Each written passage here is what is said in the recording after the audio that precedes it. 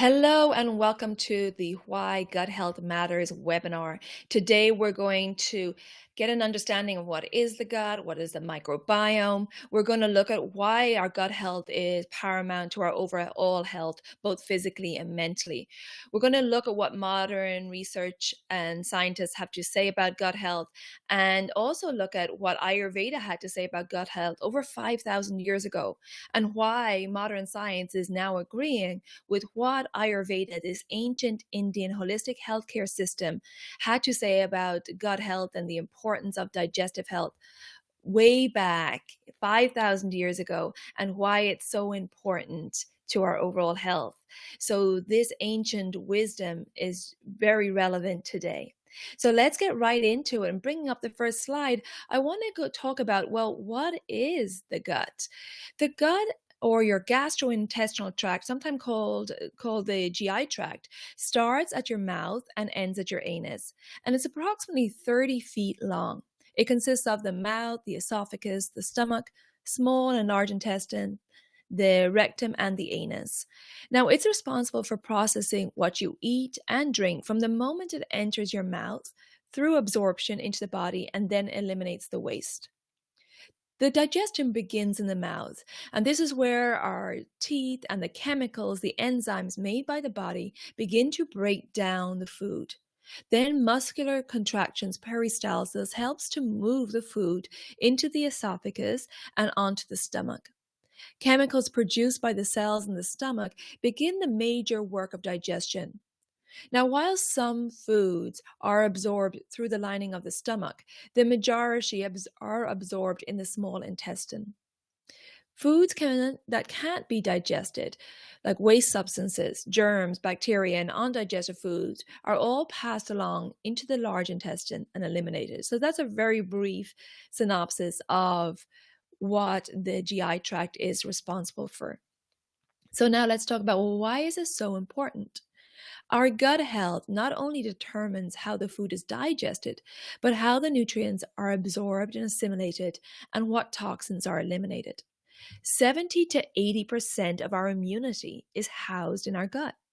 It's the primary site for most diseases. And this is what Ayurveda you talked about over 5,000 years ago. This ancient science always looked at the digestive system first and understood that the importance of a healthy digestive system in relation to our health. Our gut health affects our hormone production, our energy levels, our immunity, our muscular strength, our mental health, and much more. The lining of our gut is home to 100 trillion microorganisms. A microbiome that maintains balance in our bodies and protects us from outside offenders. So now I want to talk about the microbiome. The microbiome is an ecosystem or a community of microbes working together to keep us alive. The different ecosystems of the mouth, the stomach, and the intestines work together to maintain balance and prevent disease. The lining of the gut is home to 100 trillion microorganisms, a microbiome that outnumbers our human cells 10 to 1. The health of our body depends upon the health of our microbiome. Now, in a healthy gut, the good bacteria far outnumber the bad.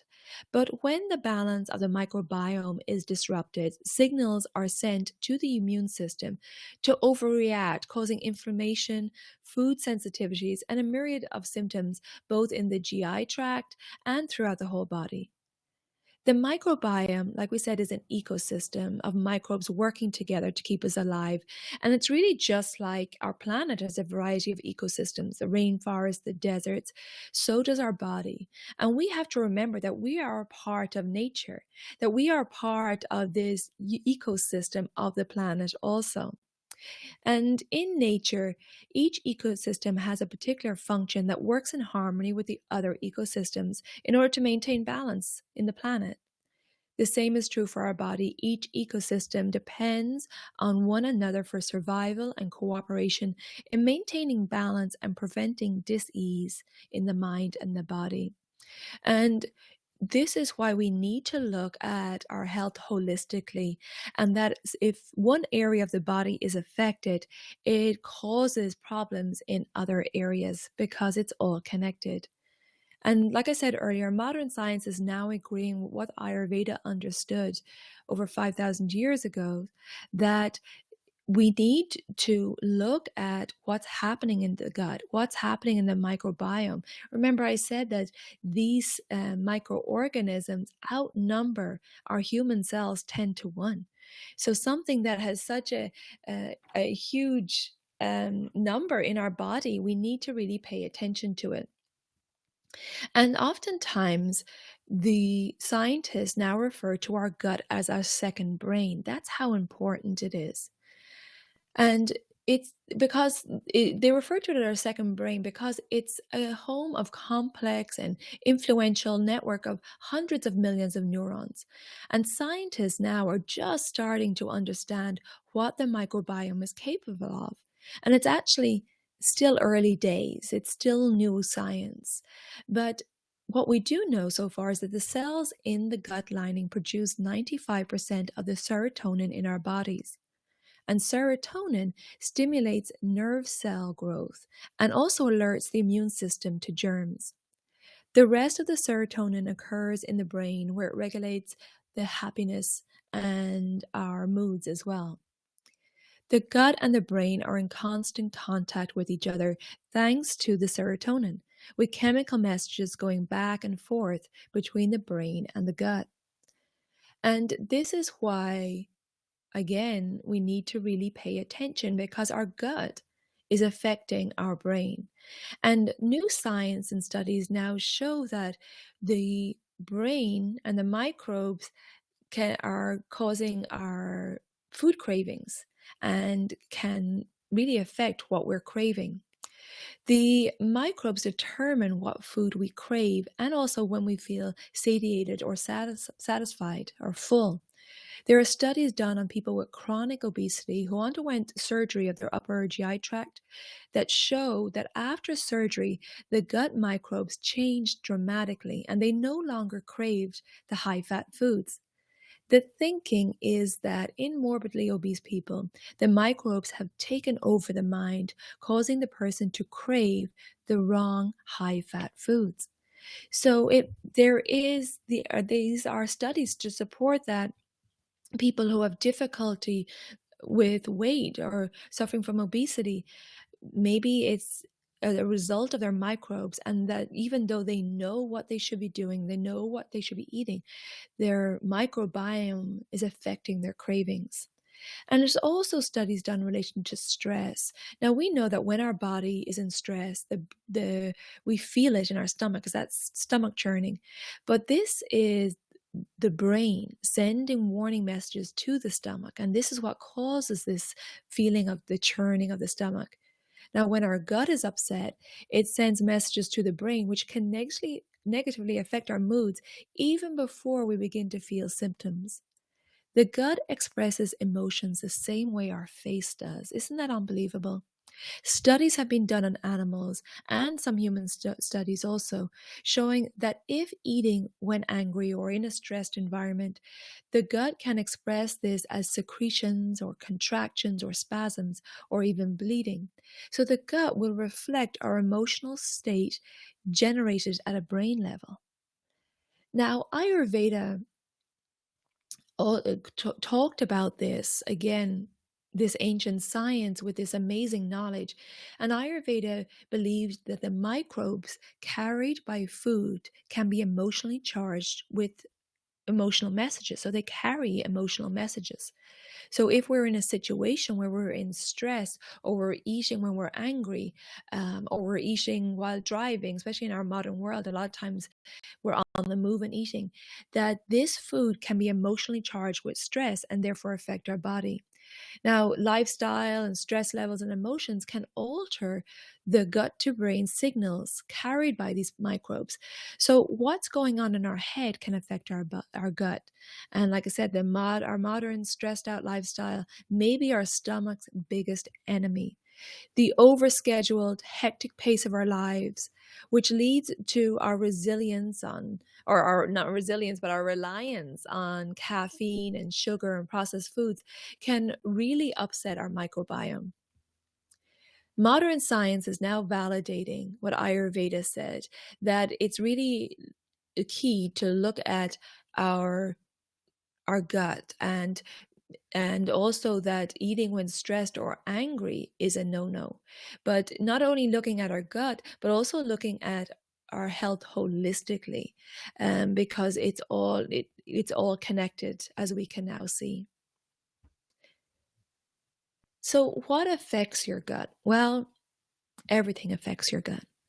What, when, and how you eat, your lifestyle, how you exercise, your stress levels, your relationships with yourself and with others, your sleep, your work, your social interactions, what you listen to, what you watch, who you surround yourself with. And I don't want to say this to overwhelm you, but it's to make you aware that you have to look at your health holistically. So our bodies are amazing, and when all the systems work together harmoniously, we experience optimal health. However, when one system is not functioning properly, it can trigger a domino effect, creating numerous health problems, both physically and mentally. And as I said, Ayurveda takes a holistic approach to healing the body and also treats each person as an individual. Now, when you have a consultation with an Ayurvedic professional, that person will sit down and ask you questions to get an overall picture of what's going on in your life. They will determine your unique mind body type, your constitution. They'll see if you're eating the right foods for your constitution. They'll ask you about your relationships, your lifestyle. They'll ask you about your work and if you enjoy it, what areas of your life will cause you stress. They'll ask you about your exercise and what level or intensity are you exercising to. They'll ask you if you're spending time in nature, do you incorporate mindfulness practice in your life? And they'll also ask you what makes you happy, what fulfills you. So Ayurveda understands that we need to look at the big picture. We can't just focus in and zoom in on one thing. In fact, we need to zoom out. So rather than just focusing on what your complaint is, we need to zoom out and get an overall picture. And this is what I do in my online consultations, which are 90 minutes for the initial consultation, because I want to ask you and get a picture of everything that's going on in your life, because everything affects your health. Now, every adverse symptom that you have is just basically your body talking to you, giving you a message that there's an imbalance going on and to pay attention. Many people believe that symptoms like heartburn or constipation, diarrhea, gas, bloating are normal, but actually these are subtle signals, or sometimes not so subtle signals, from your body that there's something going wrong. And if it's not addressed early, it may develop into something more serious down the road. Now, with the understanding that digestive health can be the root for many health issues, including mental health, a holistic approach, like we said, is called for. Be in no doubt, though, and I want to give you some optimism here, or a positive message, that with the right approach, you can restore your GI tract to full health and therefore build a stronger immune system and a more balanced body and mind. And Ayurveda takes the approach that it's about going back to basics, simplifying your life and tuning into your body and mind. Oftentimes we complicate things, and there are so many diets out there now and so much advice and so many trends and fads. And what I love about Ayurveda, it's talks about tune out that and tune into your body. You know your body better than anybody. And what Ayurveda does is it helps you to understand your unique physical and mental constitution. So you'll understand what are the signs when your body's out of balance? What are the best types of foods for you to eat? And it's not restrictive, it's very flexible, but it's about understanding when you're out of balance. And in those times of when you're out of balance, that you have to really focus on your digestion and therefore focus on what food you're taking in. So in that consultation, you will get that information. What foods are great for those times when you're out of balance? And then once you get your body into balance, months, you can be more flexible. But it's really about tuning in, doing a self-study on your body and mind, and knowing what works for you, not only in food, but in your lifestyle. You'll get advice on what's the best type of exercise for you, how to structure your day according to the circadian rhythms, that you'll get information on what are the best mindfulness um, techniques for you, and that's in regards to breath work and meditation and yoga, or whatever other mindfulness techniques you choose. But the Ayurvedic professional will help you to understand what's best for you, because Ayurveda says there's no one size fits all. There's no one exercise, no one eating program, no one diet that fits everybody. So it's a very individual approach. And then once you have that information, once you do that consultation, you have that information for life.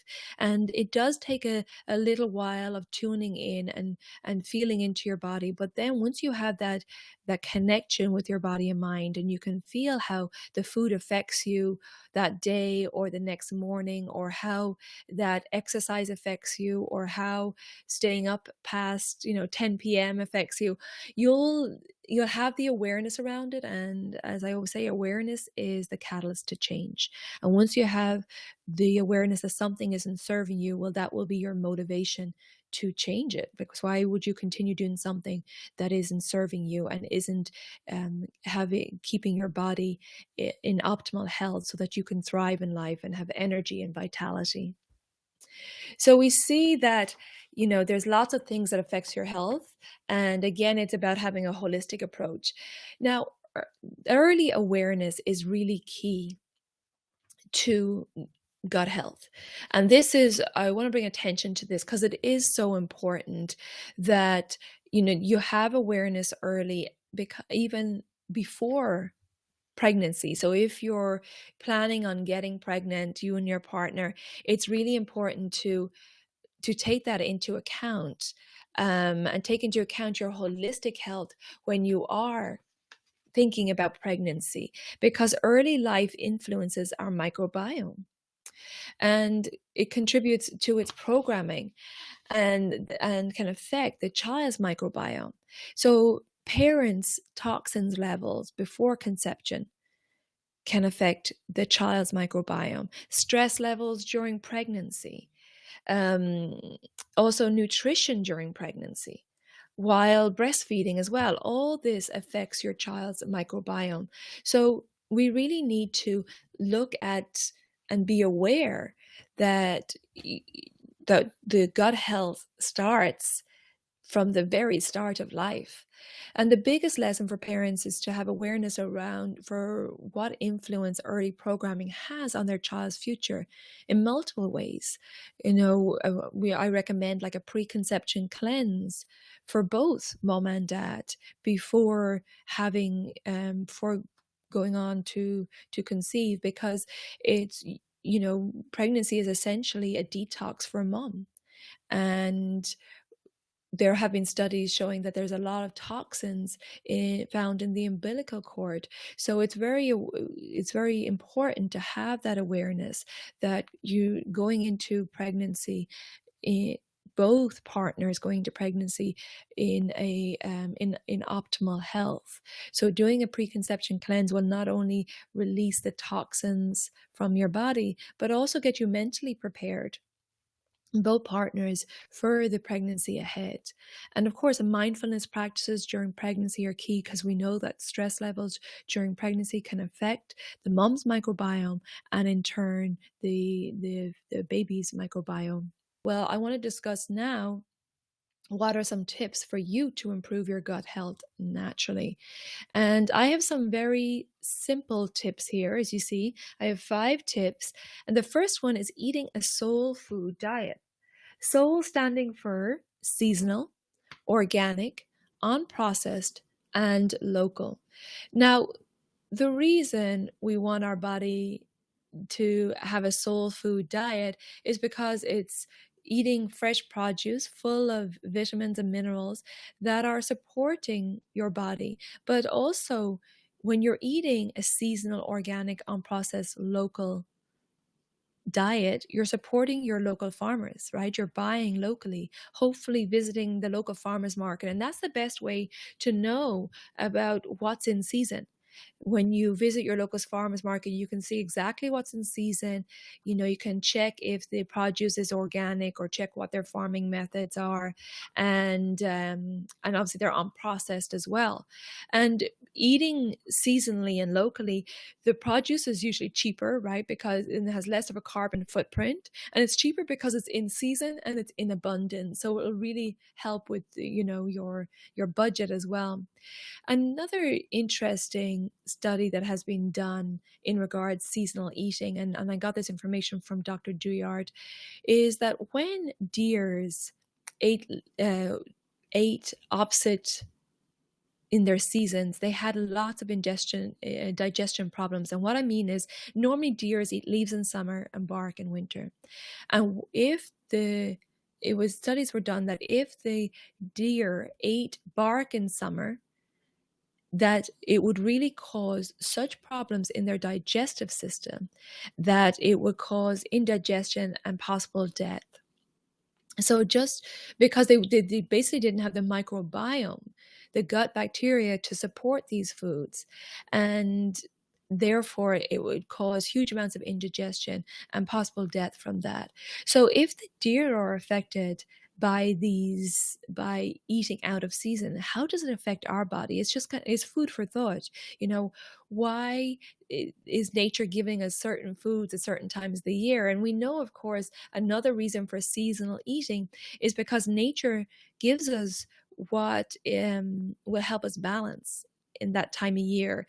And this is where we talk about in Ayurveda about the seasonal change and eating with the seasons.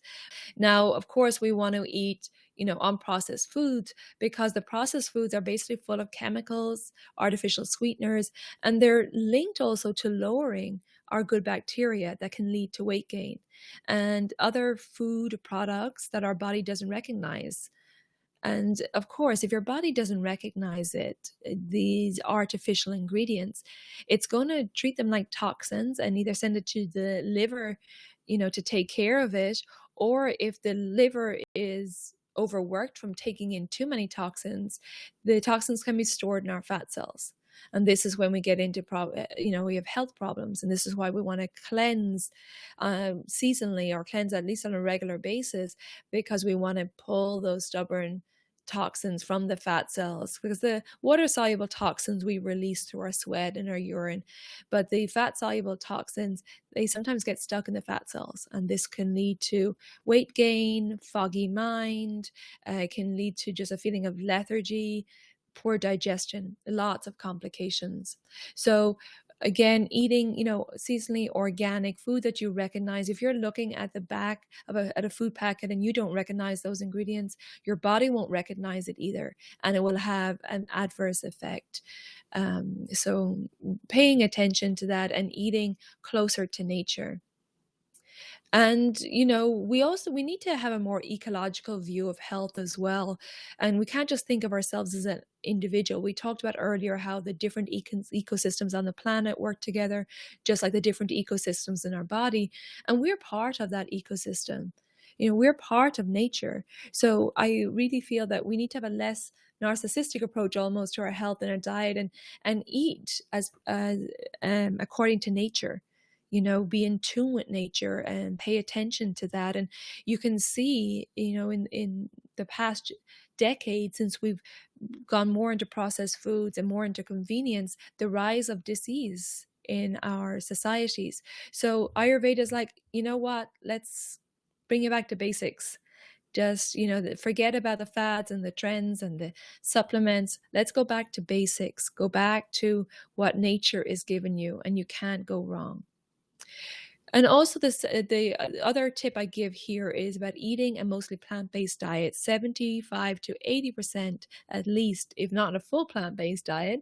But if you are eating animal products, try do 75 to 80%, and cooking the food also to make it easier to digest. Raw food is it's very hard for the body to digest. In summertime, we can get away with salads and stuff, and particularly if you're pitta dosh, if you're high pitta constitution, you have a strong digestion.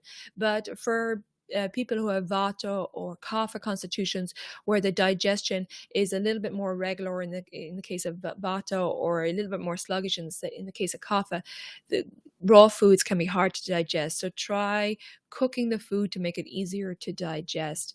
Now, of course, eating mostly plant-based diet will increase your fiber intake, and fiber feeds the good bacteria cells and allows the body to work as it's supposed to and remove the excess waste that cause the bad bacteria, right?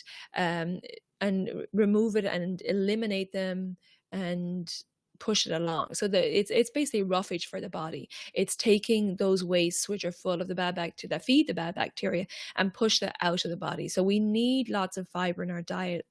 Now, a plant-based diet also reduces inflammation in the colon, uh, which animal foods or animal products really can cause inflammation in the body. So there's so many benefits to a plant-based diet, and plant-based foods such as fruits and vegetables and leafy greens, nuts, seeds, and good fats also like coconuts or avocados can all help promote a more alkaline body and reduce inflammation. And inflammation is a cause of a lot of disease in our body. So that's something we need to be aware of.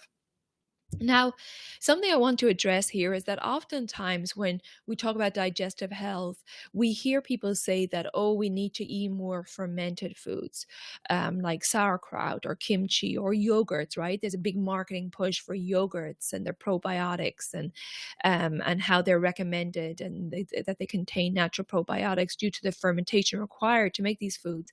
However, we need to remember what Ayurveda says, that there's no one size fits all. If a pitta person was to eat these fermented foods, it could cause further problems because these sour fermented foods are aggravating to pitta. For example, I have a pitta kapha constitution. I can't eat any fermented foods because it would drive my pitta out of balance. And I know for myself, and I actually don't like them. So my body's telling me don't eat it. I don't like it. But if I was to have kombucha or sauerkraut or yogurts, I used to have a lot until I learned that sour taste aggravates pitta. So again, we can't, when you hear that advice, that it doesn't work for everyone, and you need to understand your body, understand your unique constitution. And that's the key to making decisions for your own health. And that's what Ayurveda wants to do. And that's what I want to do, is empower each individual to understand their own constitution so that they can make decisions for their own health rather than following the latest fads and trends.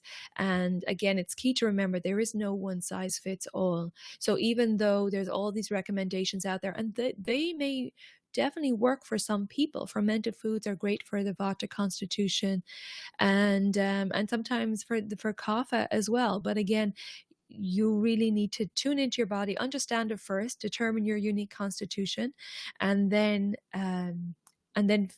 tune in and see how it feels in your body.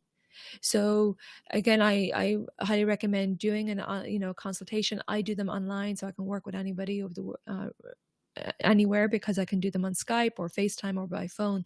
But again, it's an investment that you can make one time, but you'll get the information that you need to really understand your body and your mind and how it works, and then go forward making your own decisions. The next point here, my 5 tips, is eating in a calm, quiet environment. And that's really important, because like we talked about earlier, how according to Ayurveda, it's not only what you eat but how you eat. And Ayurveda says that the subtle digestive nutrient fluid, which is called called rasa in Ayurveda carries this emotional charge into every cell of the body. So it's really important how you eat. And I recommend for my clients to take a lunchtime. If you're in a work environment, get out of the office, certainly get away from your desk, and get away from any emotionally charged situation, or, turn off the TV when you're eating and really focus on your food. And a great way to focus on your food is to give thanks, like some people say grace, or just saying a few words of thanks for your food. And this is getting your mind focused on the meal in front of you. Maybe saying, having a gratefulness practice if you're sitting around the table with your family, going around saying what you're grateful for that day. It's a great way to boost positivity, right? And to connect with those you're eating with, but also to connect to your food and really focus on your food, because it's important for your health. And I always think of the experiment that, and I don't have his name now, but a scientist did an experiment with rice, and he had 3 pots of rice. I'm sure you've seen it. It went around the internet. But the 3 pots of rice were completely equal. And the first pot of rice he ignored. The second pot of rice he praised and lots of positive affirmations. And the third pot of rice, there was a lot of negative things spoken to that rice, right? A lot of negativity. And then after a few weeks, the experiment was done and went back to review the 3 pots of rice. The first pot, which was ignored, didn't change at all. The second pot of rice, which was given positive affirmations and a lot of positivity, was blossoming, was blooming, right? Was really doing well. The third pot of rice, which had a lot of negative things said to it and a lot of negative vibes, had rotted. So just by looking at that, there was nothing else done to the rice besides from either ignoring it or giving it positive feedback or giving it negative feedback. But there was that energy affected, the energy of those words affected the rice. The same way the energy of whatever situation we're in when we're eating can affect our digestion and can affect our body and mind, because that food then is emotionally charged. Really interesting, right? So you just have awareness around that. And then the next tip is to sip on hot water throughout the day, really avoiding ice drinks. And certainly in the States, the thing is to have loads of ice for some reason, loads of ice in drinks. And then when I'm going out, I'm always saying no ice, but really avoiding ice. There has been some studies done between the link to drinking these ice drinks and weight gain. Because what happens, and Ayurveda always says to drink either room temperature or hot water. Now, hot water, just sipping on hot water throughout the day, can really help with your digestive system. So if you have a sluggish or irregular digestive system, sipping on hot water really aids the digestive system. So it's a great thing to do. And I'm really avoiding the ice drinks, because what the cold ice drinks do is that they douse basically the digestive fire. So if you're drinking ice drink with your meal, okay, so you're ingesting the food and you're taking sips of this ice drink. This ice drink is cooling down the digestive fire. So now the food is sitting there in your stomach waiting to be digested. And the body is trying to, first of all, can't deal with digesting the food because it needs to heat back up the body, right? Literally heat back up the digestive fire and then begin digesting the food. So it's asking the body to do a lot. And meanwhile, that food is just sitting there in the stomach and can cause toxins. So what you want to do is sip on hot water, keeping that digestive fire going, encouraging that digestive fire, and staying away from those ice cold drinks, because they can become a habit, and it takes a little while to get used to, drinking room temperature water. But once you do, then if you ever go back to ice rinks, it's almost too cold, right? It really affects your senses, become really sensitive to it. So that's my advice. And if you can't just drink hot water, having some, non-caffeinated herbal teas is great as well. And the last tip here is meditating daily. right? Calming the body and the mind. And this again is important because, particularly in our modern world, it's a lot of multitasking, a lot of high stress. So taking some time just to really calm the body and mind. And this could be great to do, like I said, before your meal, just taking a few deep breaths or taking a few moments just to sit still and just, count your breaths is a great way.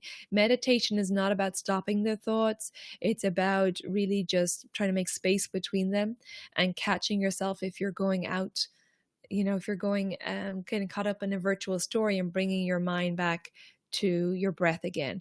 So an easy one to do is just to count your breath. Like inhale will be 1, exhale 2, inhale 3, and go all the way up to 10.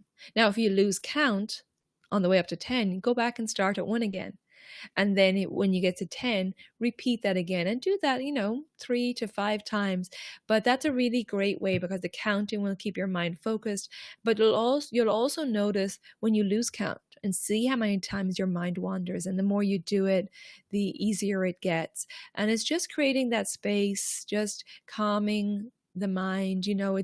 If you're working and commuting, oftentimes it's very stressful, commuting either in public transport or you're on the road on the way home.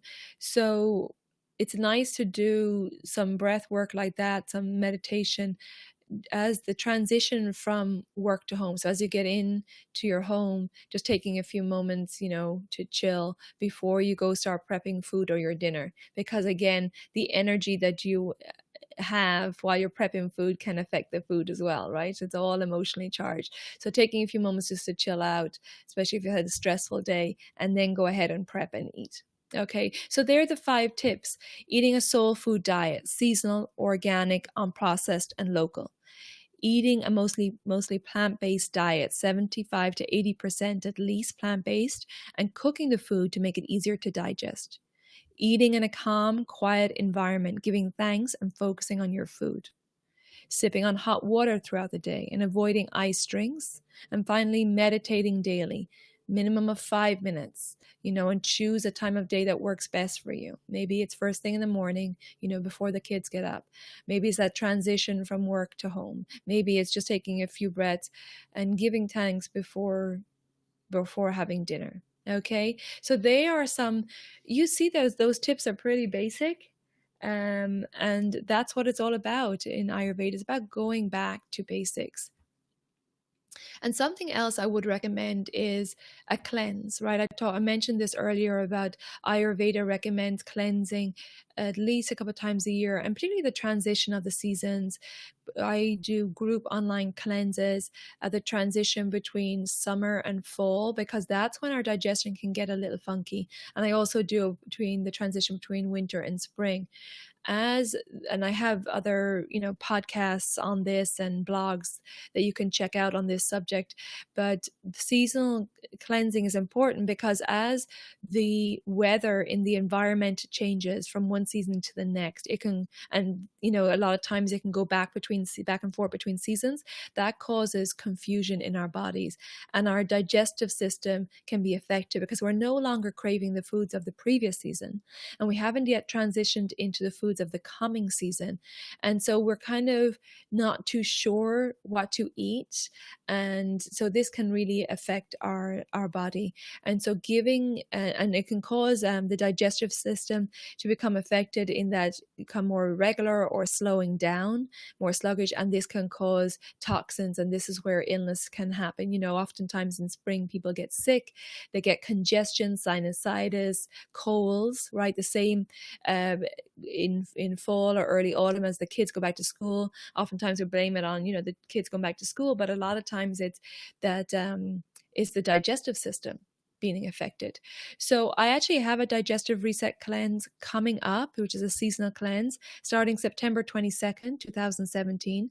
And like I said, I have them twice yearly. and you can check out, the latest one on my website. But the next one is coming up September 22nd, and this cleanse is different because it's individually tailored. Again, going on the notion that there's no one size fits all. What happens with this cleanse is I don't just give you some recipes and off you go. Is it starts with a private 90-minute consultation where I determine your unique physical and mental constitution, and I also see if you have any current imbalances that we need to address in the cleanse. And I also ask all those questions I talked about earlier. I ask all about your life. And then from there, I will tailor a cleanse to you, and I will give you recipes specifically for you. I will give you meditation, breath work, and yoga, particularly for your constitution or your imbalance, depending on what you need. And you'll receive, like I said, the recipes are tailored to you. And I might oftentimes we'll give other, recommendations, whether it's journaling or it depends on your situation and what I feel will be best for you, or spending time in nature, or again, it depends. And it's very individual, right? It's really tailored to each individual. And on this, it's a 3-week cleanse, but don't worry, you don't cleanse for 3 weeks. The first week is all about preparation. So we're preparing the body to eliminate well. And how we do that is we start reducing caffeine and processed foods and refined sugars, so that when you go into week 2, it's not just a total crash.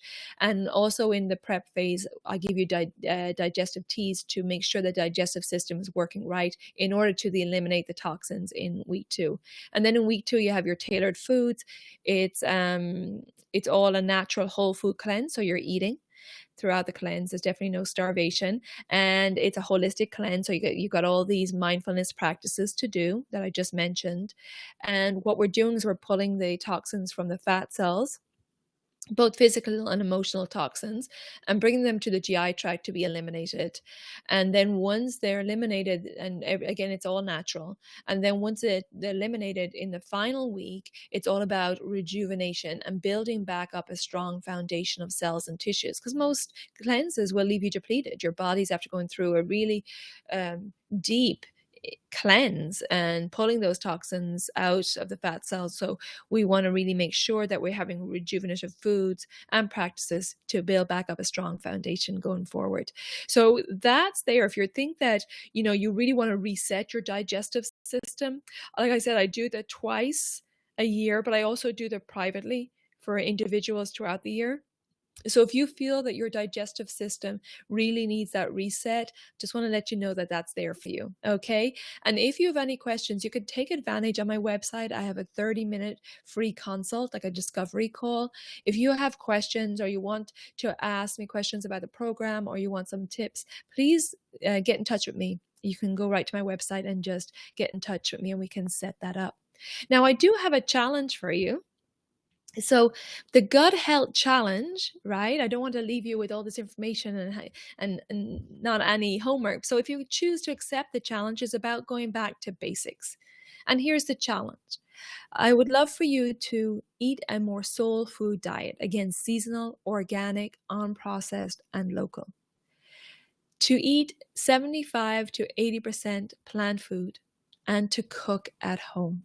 Okay, cooking at home is important because it's all about getting back in touch with our food. First of all, knowing what's in your food. If we're eating out at restaurants, now, unless those restaurants have a philosophy of really high-end products and organic, which means you're probably paying a little bit more, right? But that the food is and all the ingredients used are high quality. But most restaurants are trying to make a profit, so they're not going to use the best ingredients, like the best organic oils, or the best organic spices, or the best organic ingredients. They're trying to make a profit, so you actually don't know what you're eating. Are you eating food that has GMOs? Are you eating food that is processed? So eating at home helps you to connect with your food and to know exactly what's going into your food. Also, putting good energy into your food. We talked about that rice experiment. How is the food being cooked? Is it being cooked by somebody in the kitchen in a restaurant who's pissed off that day and has a bad energy? that affects the food. As woo-woo as it sounds, maybe to some of you, that really does affect the food. And then also, cooking a meal, connecting with the food, and then having dinner time, sitting down with the friends or family or roommates and connecting with your food, and getting back to that old-fashioned dinner time. So that's your challenge for your gut. How can you help your gut? Well, these 3 points, going back to basics: eating a soul food diet, eating 75 to 80% plant food, and cooking at home. And if you take on this challenge, I'd love to hear how you do. Keep me posted on how you do, and let me know, because if you're serious about affecting your health well and having good vitality and energy and thriving in life, well, you need to pay attention, because we know now we can't completely trust what's what the products in the store have in their ingredients list. We need to be educated and pay for good quality products and really be mindful of where our food's coming from. And like I said, awareness is key, and awareness is the catalyst to change. So once you know this information, you can make better choices. Okay, so that is the end of the Why Gut Health Matters webinar. And I have some resources for you if you're new to my website and podcast. I have a podcast called Elements of Ayurveda. So you can just go to the search engine wherever you listen to your podcasts, called Elements of Ayurveda. And that's AYURVEDA. I also have a free ebook on my website, elementshealingandwellbeing.com, and I'll put the link here. But it's, a free ebook that will give you information on all the doshas and also history and philosophy of Ayurveda. Don't forget, I have that free 30-minute consult if you have any questions, and if you want to discuss anything about your health, or you have questions on my programs, or you want some tips, more than happy to offer that out to you. And if you feel that you want Ayurveda is resonating with you and you would like to do an online consultation, well, go ahead and book that. You can book a 90-minute online consultation on the website, and we can do that, like I said, online. We can do it by Skype or FaceTime or phone, however you choose. And then I can help you determine your unique physical and mental constitution, see if you have any current imbalances. I can give you information about how it looks when your body's out of balance, what aggravates your body, what's the best exercise, lifestyle, mindfulness techniques, foods, and food lists for you. So again, it's all about understanding your body and mind so that you can be empowered to take charge of your own health, to understand what works for your body and mind, and to understand that you have charge over your own health, rather than following the latest fads and trends.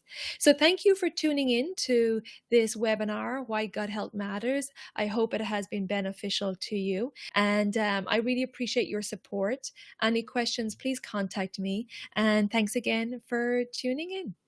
Take good care and be well.